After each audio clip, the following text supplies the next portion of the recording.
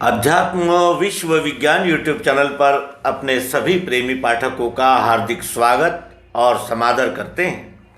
मित्रों, यह एक ऐसी परंपरा चली आ रही है जो इन सामान्य जनों में रहकर उनमें ही घुल मिलकर और अपना सभी अहंकार और अपना एक विशिष्ट स्थान का एक पहचान ये सब छिपाकर उनमें रहते हैं, जागृति करते हैं और सामान्य समाजों से आते हैं और सामान्य वर्ग से आते हैं और सामान्य वर्ग को अध्यात्म की ओर प्रेरित और यानी जिसे कहते हैं कि प्रवाहित करते हैं। ऐसी अद्भुत महिमा संतों की होती है। हमारा देश भले ही किसी मामले में कम हो ये कहा जाएगा, लेकिन अध्यात्म और कल्याण के मार्ग पर विश्व को सर्वश्रेष्ठ सिद्धांत देने वाला यह हमारा परम पावन भारत और इस भारत भूमि में हुए संत महात्मा, यहाँ सभी पंथों का, मतों का, विचारों का, इन्हें श्रद्धाओं का व्यक्ति मिलेगा ही मिलेगा। ये ऐसी अद्भुत और अत्यंत जिसे कहा जाएगा कि सुसंस्कृत ऐसी सभ्यता हमें भारत प्राप्त हुई है और इस भारत में ही हम जन्म लेकर धन्य हो गए। संतों में कितने प्रकार, कबीरदास जी की अटपट वाणी और सीधा प्रहार, तो रविदास जी की भक्ति प्रेममय वाणी और श्री यानी मीरा जी की हुंकार, तो चरणदास, सहजोबाई, दादू दयाल और अनेक ऐसी परंपरा हमारे देश को, दक्षिण में तिरुवल्लुर और ऐसे अनेक प्रकार के प्रत्येक प्रांत में, प्रत्येक विभाग में, प्रत्येक जिले में संत हुए और उन संतों ने अवतार ने दिया हुआ सिद्धांत जन जन्म तक पहुंचाया। अवतार का कार्य विशाल स्वरूप का होता है, उसके कार्य का दायरा ये संपूर्ण विश्व ही होता है, क्योंकि वो विश्वरूप परमात्मा का प्रतिनिधि बनकर आता है। परित्राणाय साधूनाम विनाशाय च दुष्कृताम, और धर्म की संस्थापना करने के लिए, धर्म की संस्थापना करने के लिए, तो धर्म की संस्थापना कैसे की जाती है? वो कौन सा धर्म है जिसकी संस्थापना अवतार करते हैं? तो उसके विषय में हमें देखना होगा कि धर्म क्या है। धारणात इत्याहु, यानी जो धारण किया जाता है वो धर्म है। यानी क्या धारण किया जाता है? हरा कपड़ा, नीला कपड़ा, लाल कपड़ा ऐसा धारण किया जाता है। चोटी और दाढ़ी और चंदन, तिलक, मालाएं ये धारण किया जाता है। धर्म धारण किया जाता है। धर्म का अर्थ होता है कर्तव्य।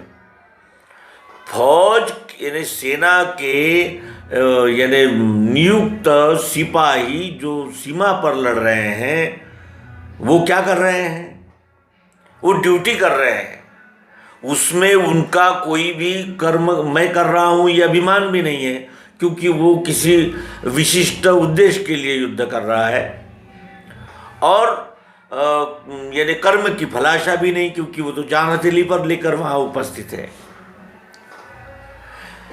इस कर्म को अकर्म कहा जाता है। जो स्वर्ण धर्म है ये स्वकर्म है, और स्वकर्म है इसीलिए ये स्वधर्म है। तो उस धर्म की ओर प्रेरित करने का कार्य अवतार करते हैं, और उन अवतारों के संदेश को जन सामान्य को अत्यंत सामान्य भाषा में, सामान्य रीति से,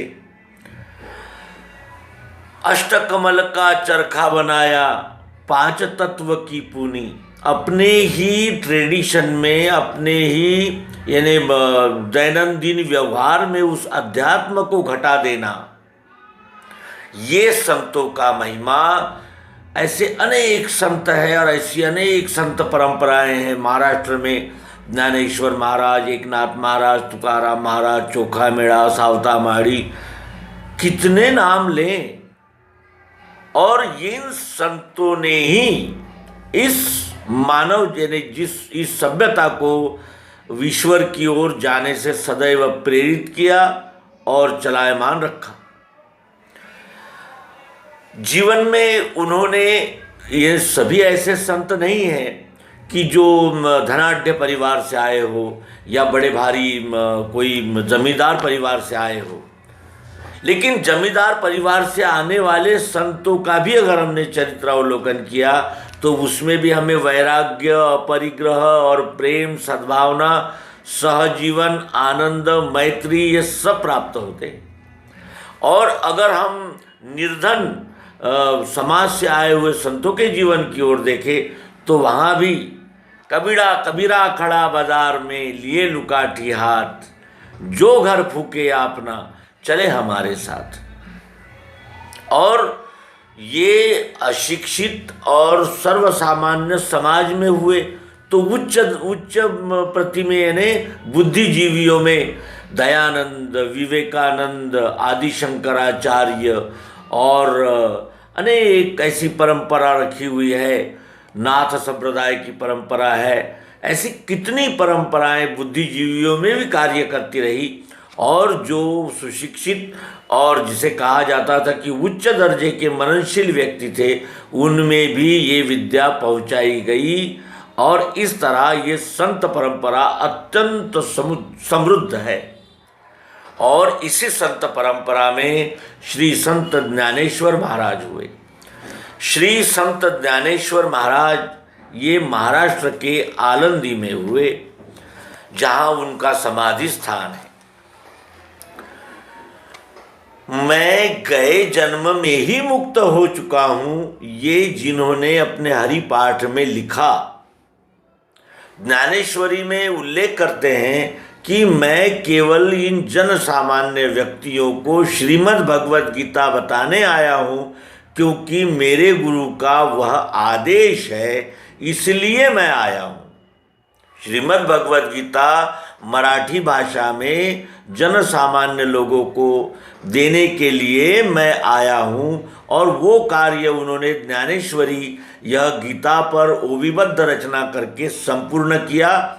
और अपने बड़े भाई से कहा कि भैया, जो उनके सद्गुरु भी थे श्री संत निवृत्तिनाथ, उनको कहा कि भैया अब मुझे आज्ञा दीजिए, जिस कार्य के लिए मैं आया था वो कार्य कर दिया है मैंने, अब आज्ञा दीजिए। सारा समाज रोने लगा कि ये 19, 20, 21 साल का लड़का, इतना युवा, इसके आगे संपूर्ण जीवन है और ये विदाई मांग रहा है। लेकिन उन्होंने क्या कहा था कि मैं आया हूँ केवल गीता का यानी उपदेश जन सामान्य में देने के लिए। ये संत, और उन्होंने संजीवनी समाधि ली, क्योंकि सामान्य जीवों में और संतों में ये कितना विशेष फर्क होना चाहिए कि वो देह भाव को समर्पित कर चुके हैं, और हम सामान्य जीव देह भाव को ही मैं हूँ ये मानते हैं, और इसीलिए सारे दुख भी साथ में आते हैं। और वो ऐसे महान संत श्री संत ज्ञानेश्वर महाराज, इनके बचपन की ओर यदि हम देखते हैं तो इतना कंटकाकीर्ण मार्ग कि उस गांव में रहने के लिए किसी ने जगह नहीं दी, तो गांव के बाहर झोपड़ी लगा कर रहना पड़ा, और तिरस्कार और सतत मानभंग सहना पड़ा। और ये सारा जहर पचाकर श्री संत ज्ञानेश्वर महाराज ने अमृतानुभव, ज्ञानेश्वरी, हरि पाठ, ऐसे उत्तमोत्तम और ऐसे जैसे ये कहा जाए कि यानी जैसे माता अपने बच्चे को स्तनपान कराती है, उतने प्रेम से उन्होंने अध्यात्म का प्रचार प्रसार किया। और इसीलिए उन्हें माऊली भी कहा जाता है, श्री ज्ञानेश्वर माऊली। आज तक किसी भी संत के नाम के पीछे माँ ये शब्द नहीं लगा, और ये शब्द इसीलिए लगा कि वो माँ की ममता, वो माँ का वात्सल्य, वो माँ की देने की इच्छा और वो माँ का संपूर्ण समर्पण, ये श्री संत ज्ञानेश्वर महाराज के जीवन में हमें नजर आता है।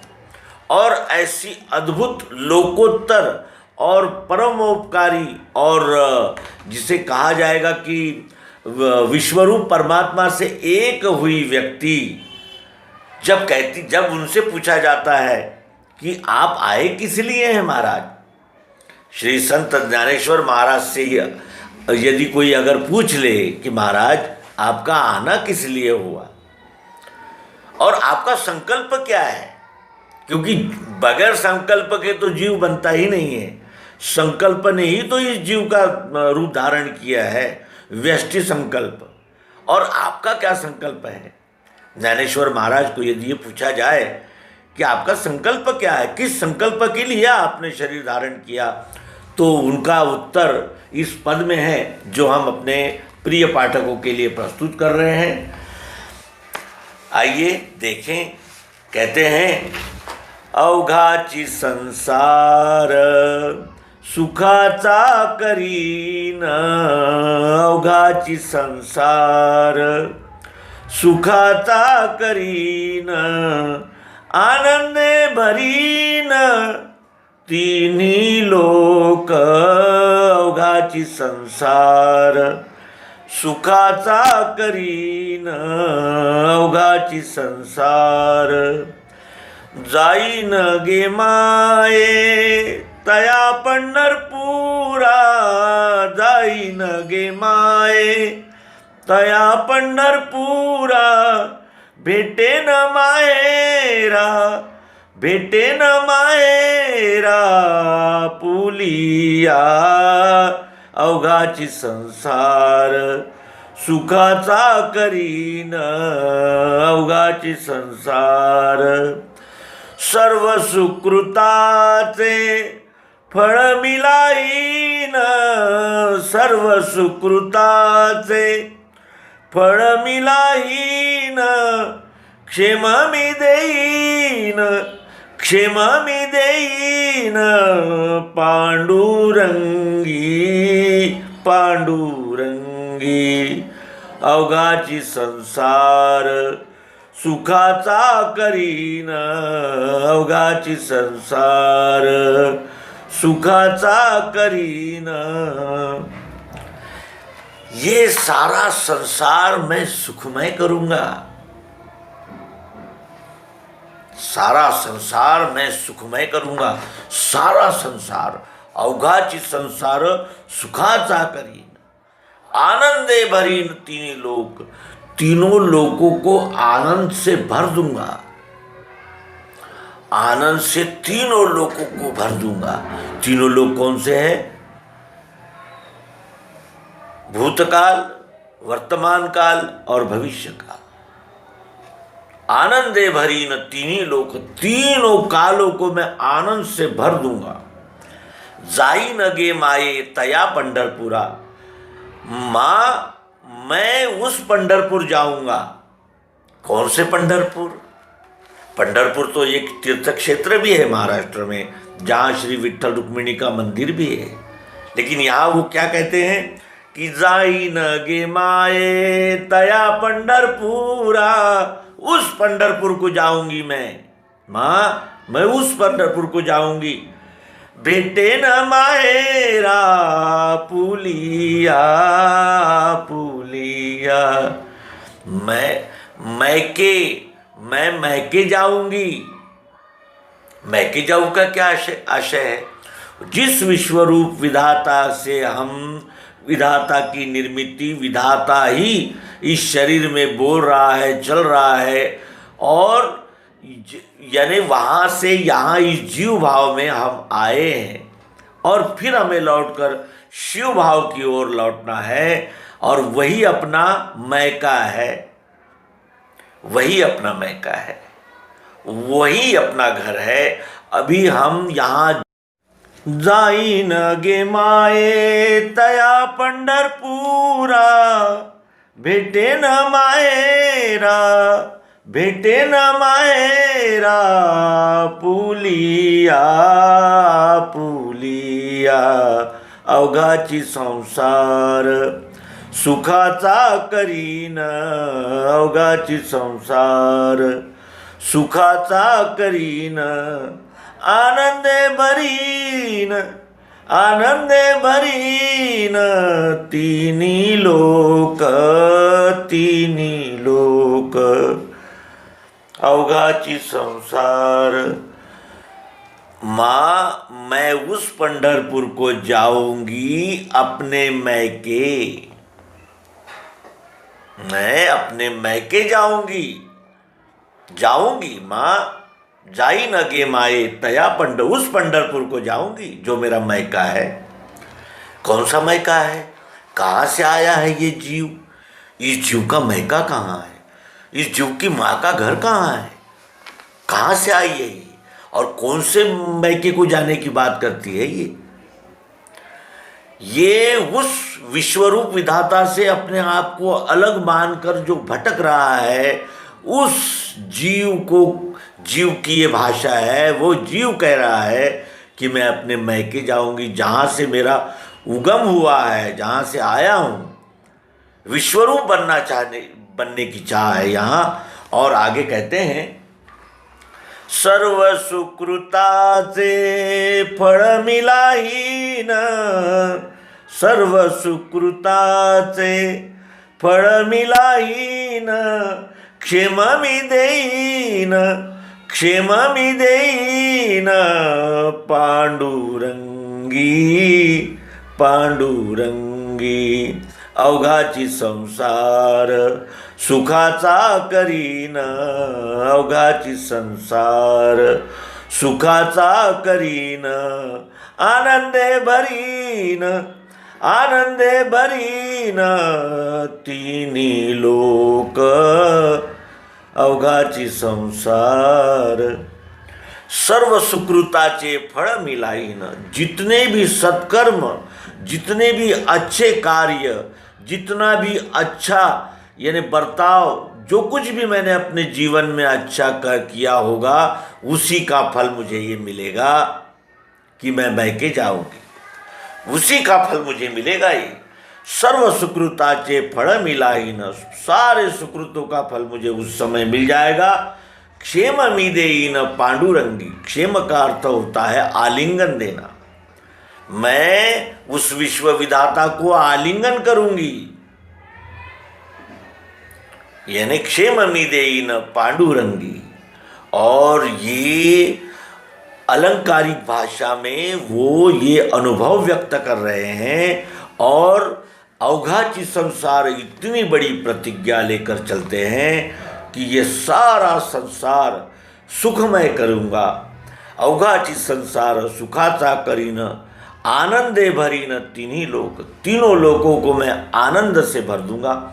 और हम जब उनके साहित्य की ओर देखते हैं तो ये हमारे प्रकर्ष में अनुभव में आता है कि हाँ, सत्य है, तीनों लोग आनंद से भर दिए।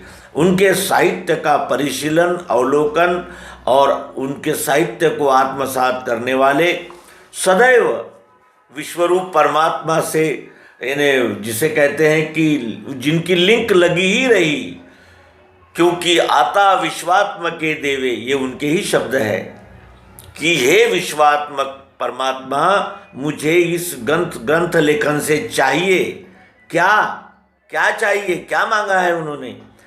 जे खड़ांची व्यंकटी सांडो, तया सत्कर्मी रती वाढो, भूता परस्परे जड़ो मैत्र जीवांचे। सत्कर्म की ओर लोगों की प्रवृत्ति होनी चाहिए परमात्मा, ये मुझे चाहिए आपसे। और इतने महान संत का पुण्य स्मरण आज हमने इस अंक में किया। मित्रों, हम सर्वांग योग सहित सब कुछ आप तक पहुंचा चुके हैं। ये सारे बोनस के अंक है और ये बोनस को आप प्रेम से स्वीकार कीजिए। और जितना दिया गया है, 1000 से ऊपर एपिसोड्स अंक प्रस्तुत कर चुके हैं और उसमें सब कुछ दिया गया है। गीता, गीतामृत सार, चमत्कार निर्णय, सर्वांग योग, दिव्य दृष्टि और अनेक पंथों मतों के आचार्यों से वार्तालाप, बहुत कुछ है। तो आप हमारी इस YouTube चैनल को सब्सक्राइब करेंगे और वो जो बेल की बटन है उसको दबा देंगे तो आपको हमारे सभी एपिसोड्स मिल जाएंगे। जो आपके काम के हो, जो आपको रुचे और जो आपको सत्य लगे उसका स्वीकार करें। केवल इतनी ही प्रार्थना है कि अस्वीकार करने से पहले जांच अवश्य करें और पहले इस्तेमाल करें और फिर विश्वास करें। ये कहते हुए नर्मदे हर, सद्गुरु भगवान की जय।